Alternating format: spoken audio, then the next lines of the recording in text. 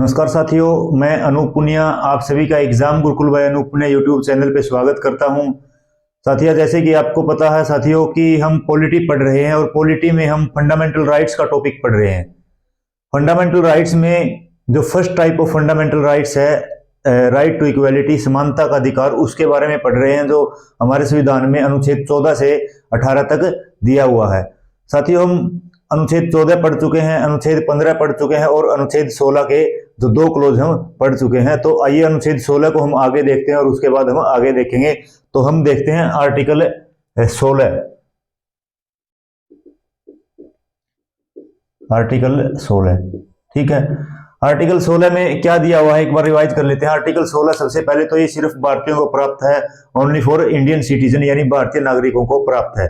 इसमें क्या दिया हुआ है? इसमें दिया हुआ है इक्वालिटी इन गवर्नमेंट एम्प्लॉयमेंट, यानी पब्लिक एम्प्लॉयमेंट, लोक नियोजन में जो समानताएं हैं उसकी बात की हुई है, ठीक है। इसमें 2 क्लोज पढ़े थे हमने। पहला क्या पढ़ा था जो हम पढ़ चुके हैं, आर्टिकल 16 क्लोज 1 और दूसरा आर्टिकल 16 क्लोज 2, ठीक है। ये 2 पढ़े हैं। आर्टिकल 16 क्लोज 1 में क्या दिया हुआ? आर्टिकल 16 क्लोज 1 में दिया हुआ है equality of opportunity in government employment या लोक नियोजन में जो समानता का अवसर की समानता, ठीक है, लोक नियोजन में अवसर की समानता। और आर्टिकल 16 क्लोज 2 में क्या पढ़ा है?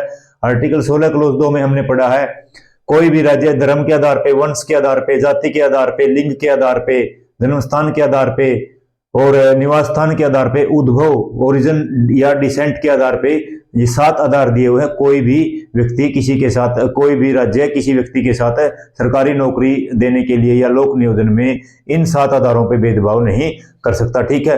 जो आर्टिकल 15 में पढ़े थे हमने 5 आधार थे, लेकिन यहाँ पे निवास स्थान और जो उद्भव है वो अलग जोड़ दिए, यहाँ पे 7 आधार है, ठीक है। अब जो इनके ये तो अधिकार दिए हुए हैं, लेकिन राज्यों को कुछ पावर दी हुई है कि कहां कहां भेदभाव हो सकता है, धर्म के आधार पे, कहां जाति के आधार पे हो सकता है भेदभाव, कहां निवास स्थान के आधार पे हो सकता है, ठीक है। यानी अब इनके एक्सेप्शन पढ़ते हैं या अपवाद पढ़ते हैं, ठीक है। अपवाद देखते हैं। जो सबसे पहला तो अपवाद है आर्टिकल 16 क्लोज 3। आर्टिकल 16 क्लोज 3 में क्या दिया हुआ है? डिस्क्रिमिनेशन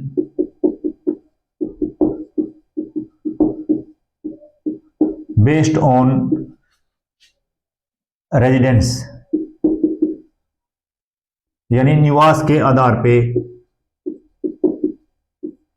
निवास के आधार पर भेदभाव, ठीक है। निवास के आधार पे भेदभाव क्या है?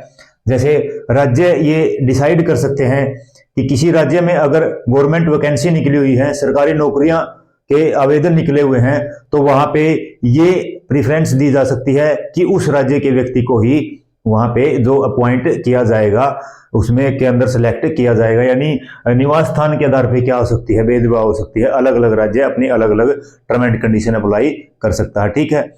दूसरा अपवाद क्या है? Article 16 close 4। आर्टिकल 16 क्लोज 4 में क्या है? डिस्क्रिमिनेशन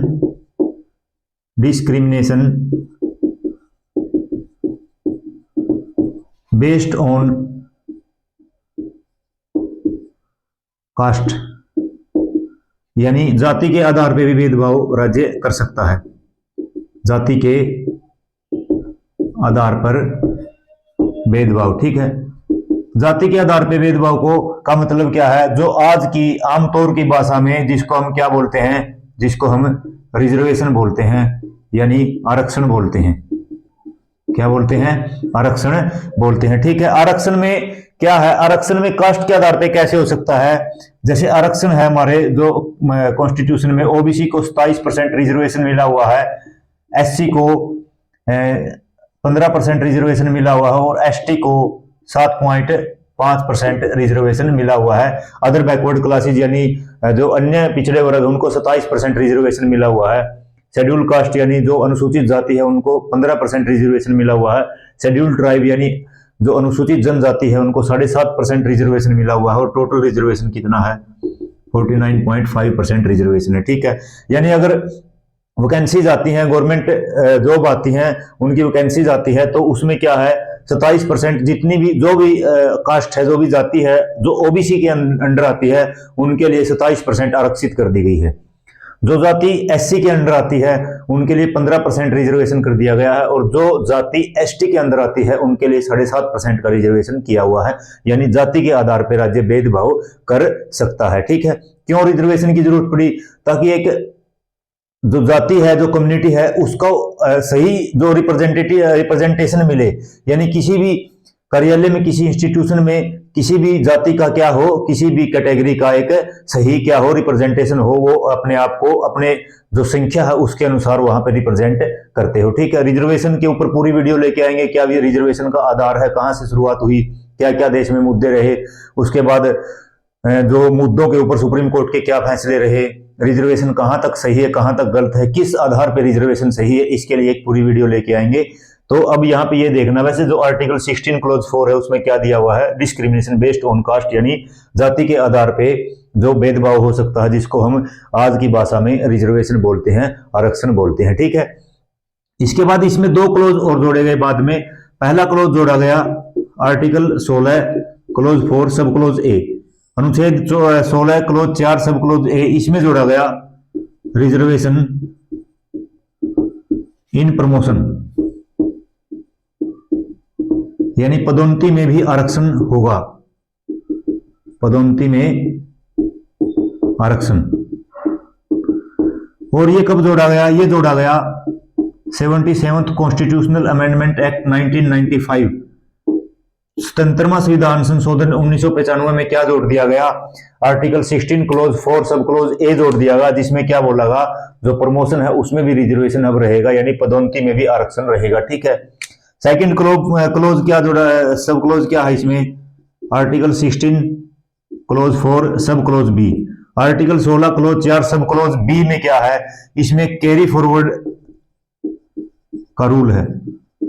कैरी फॉरवर्ड यानी अगर नयन का रूल है, या जिसको हम बैकलॉग भी बोलते हैं। ठीक है, कैरी फॉरवर्ड का जो रूल है ये कब जोड़ा गया? सब क्लोज, ये सब क्लोज जोड़ा गया 81वां संविधान संशोधन 81st कॉन्स्टिट्यूशनल अमेंडमेंट एक्ट 2000 में। ठीक है, 81वां संविधान संशोधन हमारे संविधान में हुआ, और इसमें क्या जोड़ दिया? कैरी फॉरवर्ड, यानी अगर नयन या बैकलॉग का सिद्धांत जोड़ दिया। ये क्या है, इसको समझते हैं थोड़ा सा। ये जो कैरी फॉरवर्ड क्या है, जैसे मान लेते हैं 2015 में किसी भी स्टेट में टोटल 100 वैकेंसी आती है। ठीक है, कितनी वैकेंसी आती है? 100 वैकेंसी आती है। अब एससी के लिए 15% रिजर्वेशन है, तो एससी की तो 15 वैकेंसी हो गई यहाँ पे।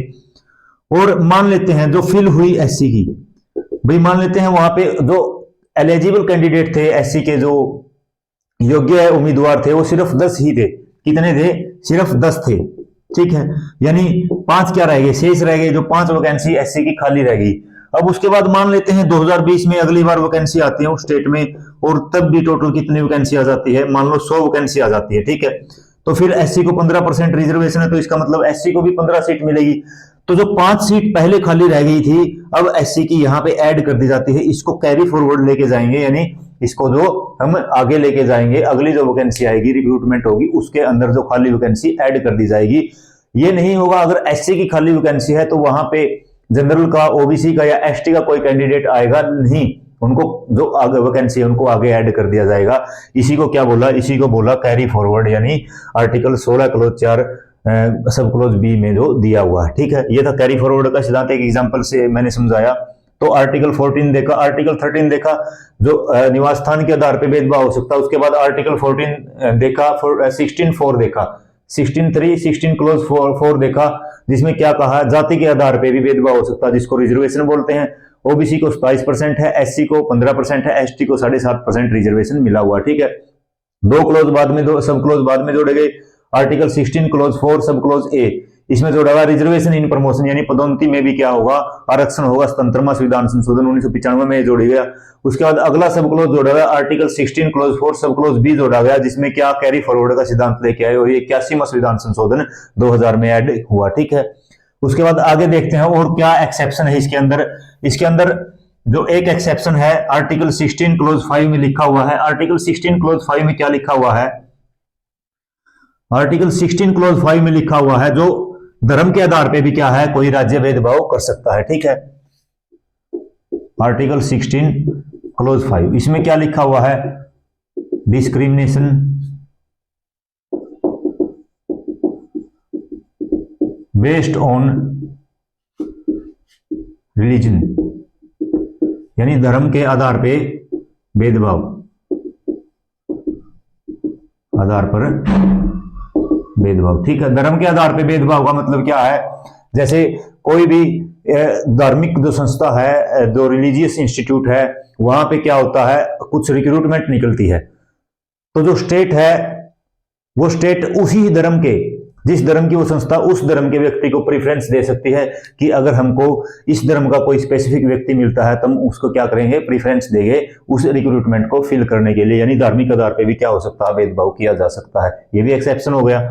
अगला एक्सेप्शन क्या है, आर्टिकल 16 क्लोज 6, आर्टिकल 16 सब क्लोज 6, इसमें क्या दिया हुआ है, ये 103 संविधान संशोधन, 103वां संविधान संशोधन 2019 में हुआ था, 103rd कॉन्स्टिट्यूशनल अमेंडमेंट एक्ट 2019 में हुआ था। इसमें क्या था, इसमें जो EWS है, यानी इकोनॉमिकली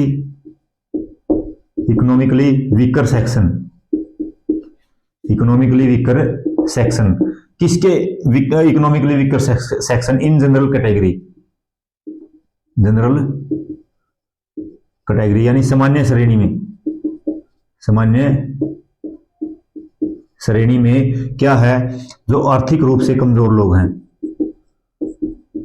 आर्थिक रूप से कमजोर लोग हैं। ठीक है, आर्थिक रूप से जो कमजोर लोग हैं, EWS है, कहां, सामान्य श्रेणी में, उनको क्या कर दिया गया, उनको 10% आरक्षण दे दिया गया, रिजर्वेशन दे दिया गया। क्या कर दिया, 10% रिजर्वेशन यानी आरक्षण दे दिया। ये आरक्षण जो उस 49.5% आरक्षण जो था उससे अलग है, 10% का जो रिजर्वेशन EWS को मिला उससे अलग है। जो अतिरिक्त ये आरक्षण है किसमें दे दिया, in public employment, public employment यानी लोक नियोजन में, सरकारी नौकरियों में।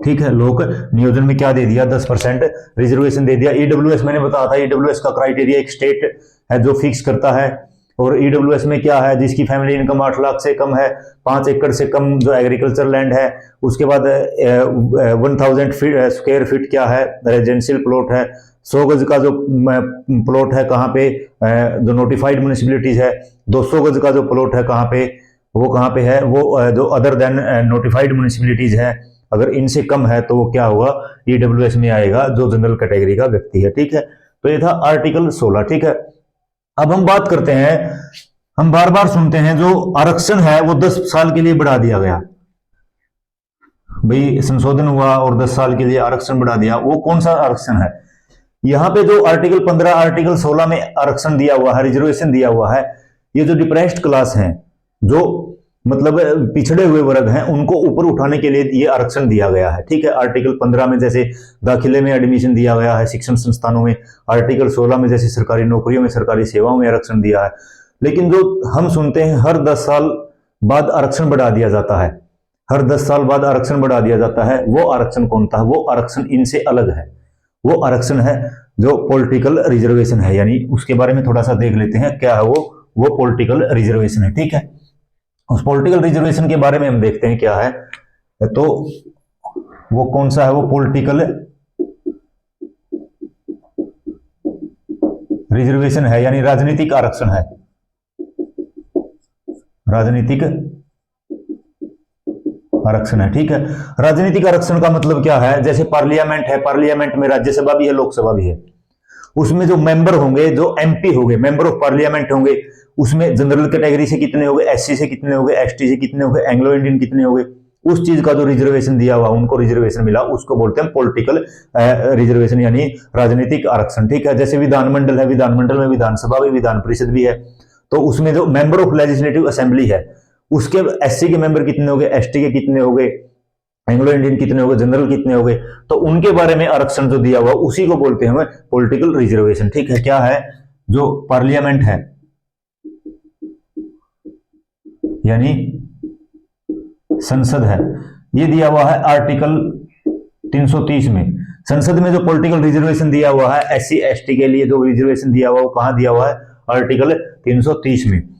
और जो विधानमंडल में जो आरक्षण दिया हुआ है, एमएलए को जो आरक्षण दिया हुआ है वो कहां है? वो आर्टिकल 332 में दिया हुआ है। याद रखना, ये इंपॉर्टेंट है, 332 में दिया हुआ है। ठीक है। अब पॉलिटिकल रिजर्वेशन में क्या दिया हुआ है? जब शुरुआत में इनिशियली प्रारंभ में क्या था? जो आरक्षण था फॉर 10 ईयर्स, केवल 10 साल के लिए ये दिया था। ठीक है। और इसमें और क्या था? जो अमेंडमेंट करके यानी संशोधन करके इसको इंक्रीज किया जा सकता है। जो टाइम लिमिट है 10 साल की है, टाइम लिमिट को इंक्रीज किया जा सकता है, यानी समय सीमा को बढ़ाया जा सकता है। बढ़ाया जा सकता है किस क्या करके? संशोधन, संविधान संशोधन करके। ठीक है। अब देखो, पहली बार ये 1950 में लागू हुआ और अब 2030 तक लागू है। तो यानी 10-10 साल करके कितनी वर्ष के लिए बढ़ गया? ये टोटल 80 वर्ष के लिए बढ़ गया है। ठीक है। अब जो लास्ट टाइम बढ़ा है यानी 2021 से 2030 तक जो बढ़ा है, ये किसके द्वारा बढ़ाया गया? ये 104th कॉन्स्टिट्यूशनल अमेंडमेंट एक्ट 2019, 104वां संविधान संशोधन हमारे संविधान में 2019 में किया गया, और जिसमें बोल दिया जो पॉलिटिकल रिजर्वेशन है वो अगले 10 साल के लिए 2021 से 2030 के लिए बढ़ाया जाता है। ठीक है। ये बात बोली गई किसमें? 104वां संविधान संशोधन 2019 में। जब लोकसभा का टॉपिक में पढ़ाऊंगा वहां पे एक बात और बताऊंगा, जो 104वां संविधान संशोधन हुआ उसमें एक चीज को खत्म कर दिया गया। वो कौन सी चीज है?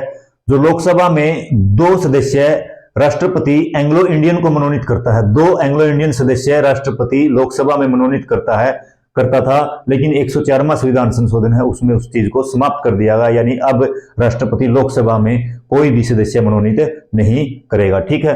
ये क्या था? समाप्त कर दिया। ये था पॉलिटिकल रिजर्वेशन। उसके बाद अब हम देख लेते हैं आर्टिकल 17।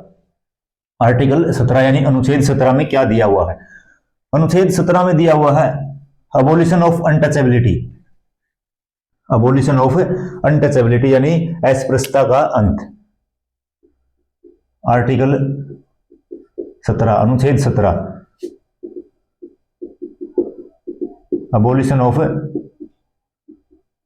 अनटचेबिलिटी। ठीक है। यानी अस्पृश्यता का अंत,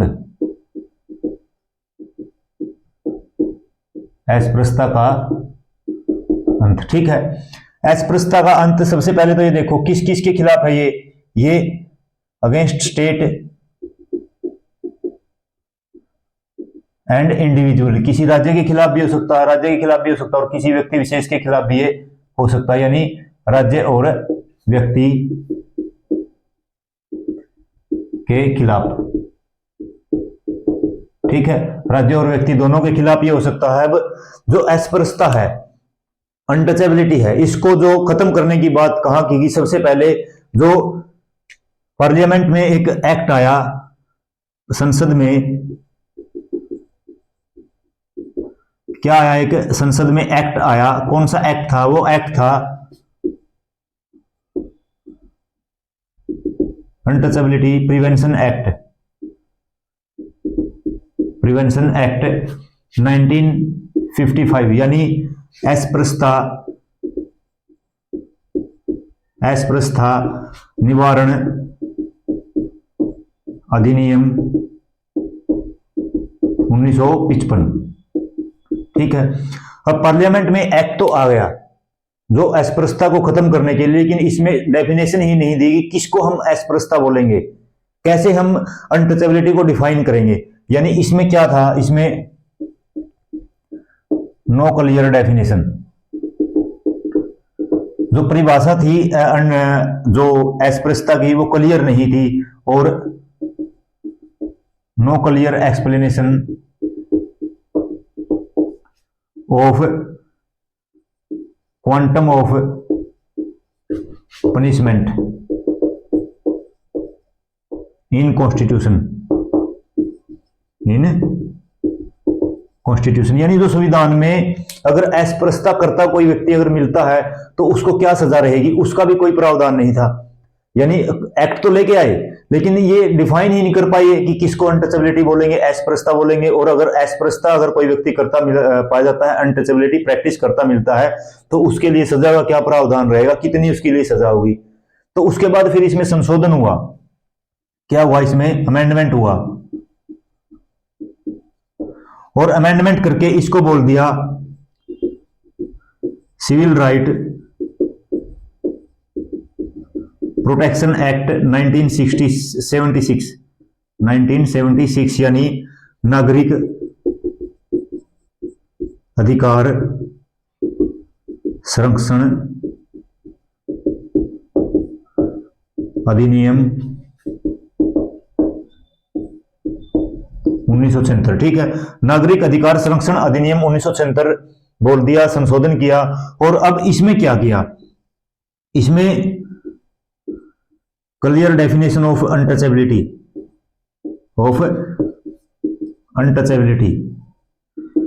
यानी जो अस्पृश्यता की बिल्कुल साफ साफ शब्दों में परिभाषा लिखी, किसको हम अनटचेबिलिटी बोलेंगे। और क्या किया, जो क्वांटम ऑफ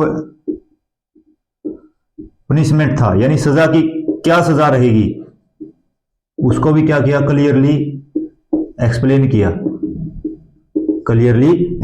किया। ठीक है, तो जो अबोलिशन, जो अनटचेबिलिटी प्रिवेंशन एक्ट था 1955 में, इसको क्या किया, अमेंडमेंट किया और उसको क्या बोल दिया, सिविल राइट प्रोटेक्शन एक्ट 1976 इसको बोल दिया गया। और यहाँ पे क्लियर डेफिनेशन ऑफ अनटचेबिलिटी, यानी जो अस्पृश्यता की परिभाषा को बिल्कुल साफ साफ तौर पे परिभाषित किया, जो अनटचेबिलिटी को। और जो पनिशमेंट, क्वांटम ऑफ पनिशमेंट है, जो सजा क्या रहेगी, उसका भी क्या किया, बिल्कुल क्लियर रूप से एक्सप्लेन इसको किया। ठीक है, अब देखते हैं जो किसको हम अनटचेबिलिटी बोलेंगे। अब परिभाषा तो दे दी, यहाँ पे परिभाषा दे दी, परिभाषा क्या रहेगी, कब क्या डेफिनेशन रहेगी, किसको बोलेंगे कि अस्पृश्यता है, किसको बोलेंगे अनटचेबिलिटी है, तो उसके बारे में देखते हैं। अनटचेबिलिटी यानी अस्पृश्यता। ठीक है, अस्पृश्यता किसको बोलेंगे, सबसे पहले तो अगर कोई भी एससी का कैंडिडेट है, एससी का कैंडिडेट मतलब उस कास्ट से बिलोंग करता, उस जाति से संबंध रखता है, जो किस में आता है, शेड्यूल कास्ट यानी अनुसूचित जाति में आता है, उसके व्यक्ति के साथ, एससी के किसी व्यक्ति के साथ अगर डिस्क्रिमिनेशन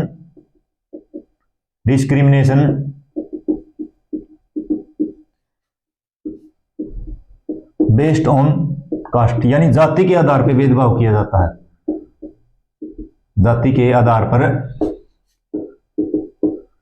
भेदभाव अगर किया जाता है। ठीक है, जाति के आधार पर भेदभाव क्या मतलब, उसके किसी प्रकार का भेदभाव कर दिया, ये मेंशन करके कि आप एससी कैटेगरी की इस कास्ट से बिलोंग करते हैं, आपको ये अधिकार नहीं है, तो उसको क्या बोलेंगे हम, अस्पृश्यता बोलेंगे, छुआछूत बोलेंगे, अनटचेबिलिटी बोलेंगे। ठीक है, दूसरा क्या, अगर उसके खिलाफ एब्यूजिव लैंग्वेज का यूज किया जाता है,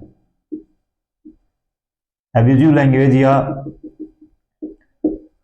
जाति सूचक शब्द, अपमानजनक अगर कोई शब्द उसको बोलता है, उसकी विशेष जाति को जो सूचित करते हुए कोई शब्द बोलता है एससी कैटेगरी के किसी भी कैंडिडेट के साथ, तो उसको भी हम क्या बोलेंगे, उसको भी छुआछूत बोलेंगे, यानी उसको भी अस्पृश्यता बोलेंगे। ठीक है, तीसरा क्या,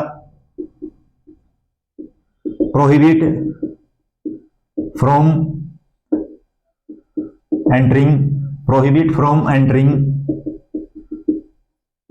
इन पब्लिक प्लेस,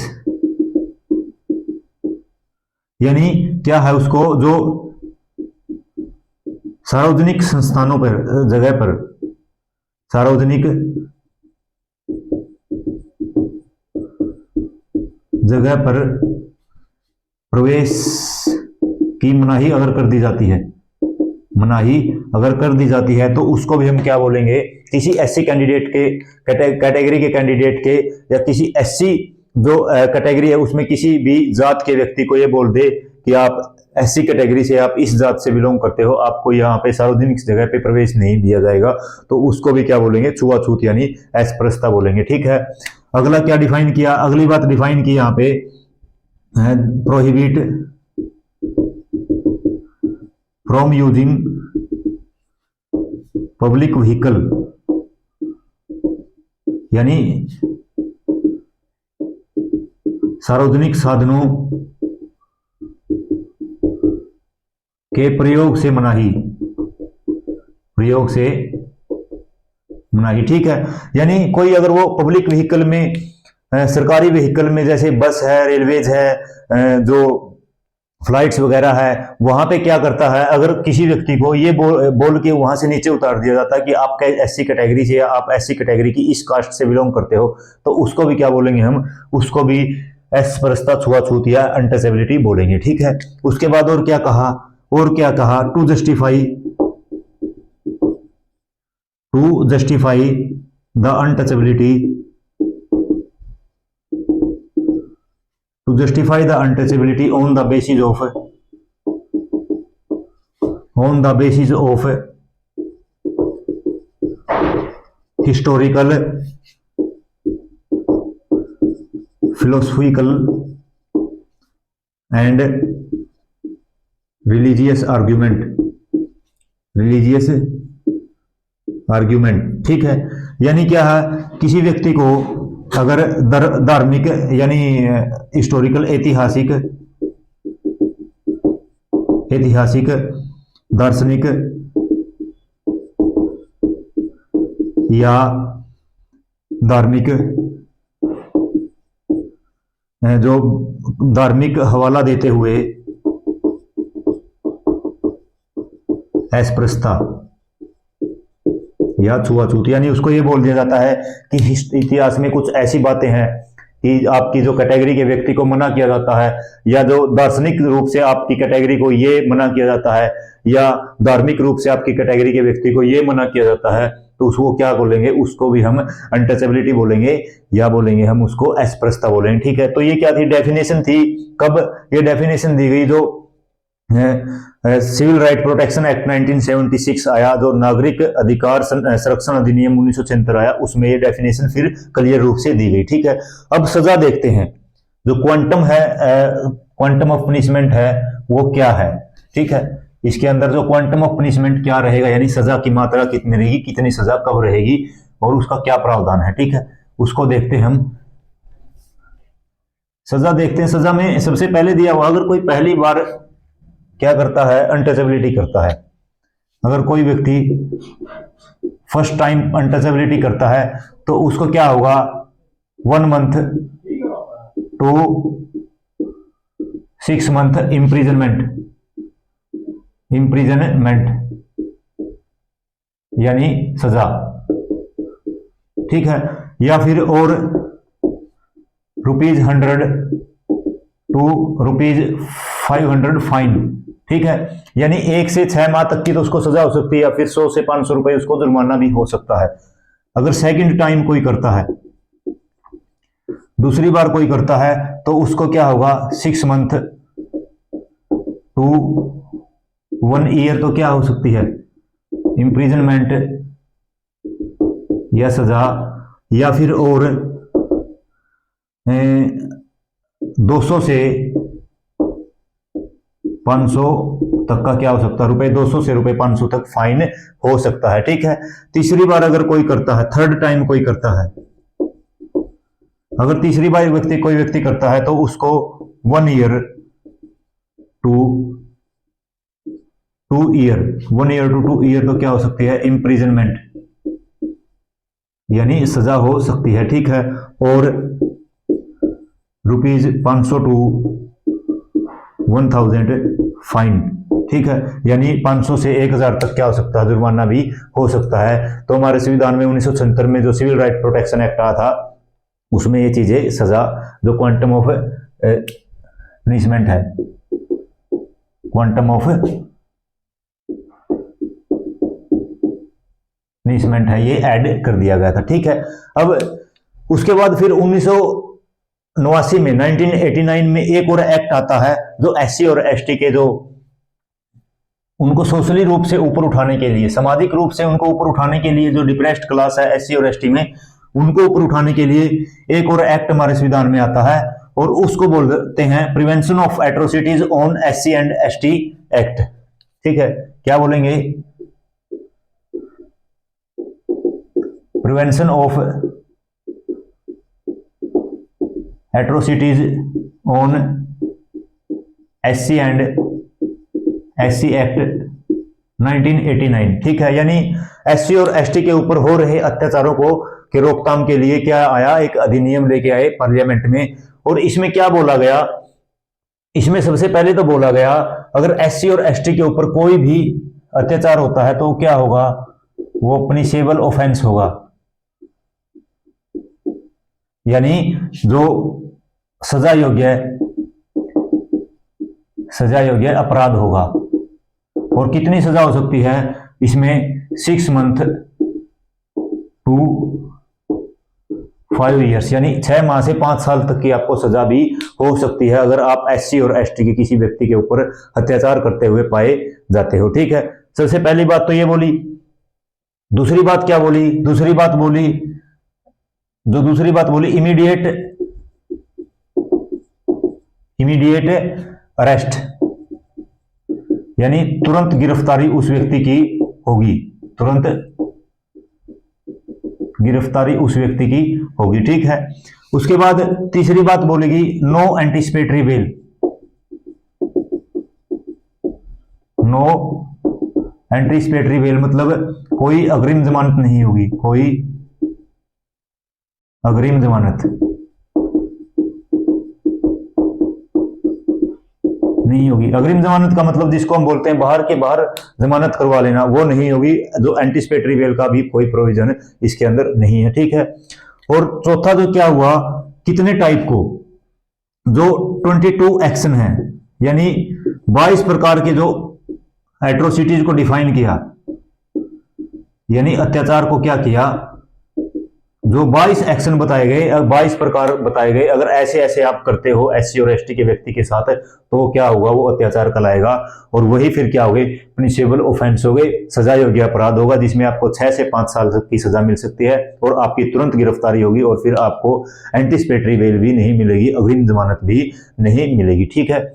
उसके बाद फिर 2015 में इसमें अमेंडमेंट होता है, इस एक्ट में 2015 में क्या होता है, इसमें अमेंडमेंट होता है, अमेंडमेंट या संशोधन होता है, ठीक है। इसमें संशोधन में क्या किया, इसमें सबसे पहली बात तो जो 22 एक्शन थे एट्रोसिटीज के, जो 22 जो एक्शन बताए गए थे अत्याचार के, उनकी संख्या बढ़ा के कितनी कर दी, 47 एक्शन, यानी 47 एक्शन बता दिया। अब उनको जो 47 प्रकार से डिफाइन किया, अगर आप ऐसे ऐसे करते हो, 47 प्रकार दिए गए, तो इसका मतलब ये SC और ST के व्यक्ति के ऊपर अत्याचार माना जाएगा, ठीक है। और दूसरा क्या किया, अगर कोई भी व्यक्ति जो अत्याचार करता हुआ पाया जाता है तो उसकी स्पीडी ट्रायल होगी। स्पीडी ट्रायल का मतलब क्या है, उसके ऊपर जो कार्रवाई है वो फास्ट होगी जो न्यायालय में, और उसके लिए स्पेशल जो कोर्ट का भी गठन किया जा सकता है या होगा, ठीक है। उसके लिए स्पेशल कोर्ट का भी गठन होगा, ठीक है। उसके बाद 2015 में फिर ये संशोधन हुआ। उसके बाद फिर सुप्रीम कोर्ट भी एक्शन में आता है और सुप्रीम कोर्ट ने भी थोड़ा सा यहाँ पे एक जो संशोधन किया। सुप्रीम कोर्ट ने क्या बोला, यहाँ पे सुप्रीम कोर्ट ने बोला जो 2 है, सबसे पहला तो क्या है, इमीडिएट अरेस्ट है, यानी जो तुरंत गिरफ्तारी वाली बात है, और no anticipatory bail, no anticipatory bail की बात है, ठीक है। इनको क्या कर दिया, इनवैलिडेट कर दिया, इनवैलिडेट कर दिया यानी रद्द कर दिया, ठीक है। सुप्रीम कोर्ट ने रद्द कर दिया क्योंकि सुप्रीम कोर्ट ने बहुत से ऐसे केसेस देखे जिसमें जो इन चीजों का गलत रूप से प्रयोग भी किया जाने लगा था। तो फिर क्या हुआ, सुप्रीम कोर्ट ने रद्द कर दिया, ये बोला कि इमीडिएट अरेस्ट नहीं होगा, सबसे पहले उस मामले की जांच करो, और अगर कोई व्यक्ति इस मामले में अगर अरेस्ट भी होता है तो उसको अग्रिम जमानत मिलनी चाहिए, उसको एंटिसिपेटरी बेल भी मिलनी चाहिए, क्योंकि इन मामलों का जो इन आधार के ऊपर बहुत ज्यादा जो एट्रोसिटीज प्रिवेंशन एक्ट है SC और ST के ऊपर 1989 में जो आया, उसका क्या हुआ, बहुत ज्यादा दुरुपयोग होने लगा था, तो सुप्रीम कोर्ट ने थोड़ा सा एक्शन लिया। उसके बाद फिर हमारे देश में 2015 में जातिगत दंगे होने लग गए, जान और माल की बहुत हानि होती है। फिर उसके बाद पार्लियामेंट मजबूर होती है और पार्लियामेंट फिर जो पार्लियामेंट अपने सेशन में, इसके बाद सुप्रीम कोर्ट के बाद क्या, पार्लियामेंट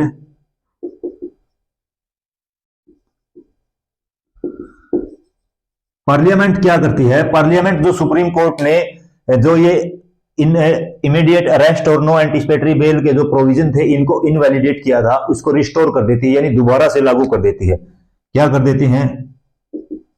रिस्टोर कर देती है इन दोनों चीजों को।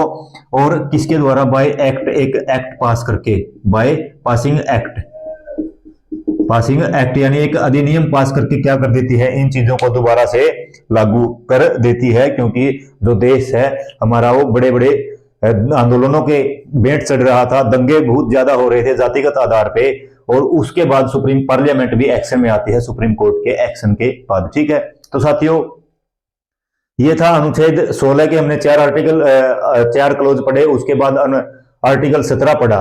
आर्टिकल 17 अनटचेबिलिटी के बारे में, अस्पृश्यता के छुआछूत के बारे में था, उसका उन्मूलन कैसे होगा, कैसे कैसे फिर आती हैं जो एक्ट बनते हैं, उसके बाद एक्ट में संशोधन होता है, संशोधन में क्लियरली डिफाइन किया गया, उसके बाद जो सजा है उसका क्या प्रावधान है, उसके बाद एससी और एसटी के जो एट्रोसिटीज अत्याचार होते हैं उनके प्रिवेंशन के लिए, उनकी रोकथाम के लिए कौन सा एक्ट आया, ये एक्ट आया, इसमें क्या क्या दिया हुआ है। उसके बाद सुप्रीम कोर्ट ने फिर बीच में एंट्री कैसे ली, और उसके बाद जो पार्लियामेंट ने सुप्रीम कोर्ट के डिसीजन को कैसे बदला, ये सब चीजें हमने देखी।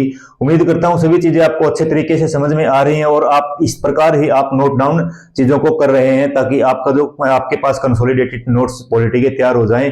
और अगर आप हमारे चैनल पे फर्स्ट टाइम विजिट कर रहे हो तो चैनल को सब्सक्राइब जरूर करना, लाइक करना, वीडियो को शेयर करना, और कमेंट में बताना जो आर्टिकल 16 और आर्टिकल 17 आज की क्लास में हमने पढ़ा वो आपको कैसे लगे, और जो पॉलिटी की हमारी सीरीज चली हुई है उसके बारे में आपकी क्या राय है, और कोई सुझाव अगर आपके मन में है तो वो भी आप कमेंट में हमें जरूर बताइए। Thank you. जय हिंद, जय भारत, भारत माता की जय।